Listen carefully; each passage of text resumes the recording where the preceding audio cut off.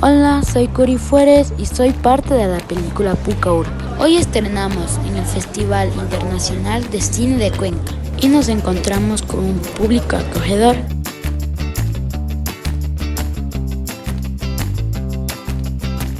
Mención del jurado, Pucca Urpi, de Segundo Fueres, Ecuador.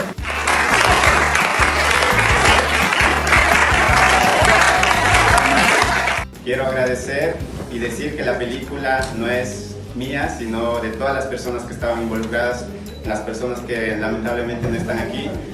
Aquí está Curi, protagonista.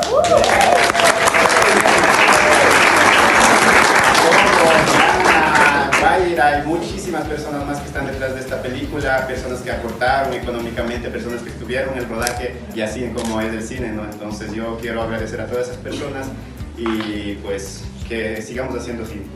Muchas gracias.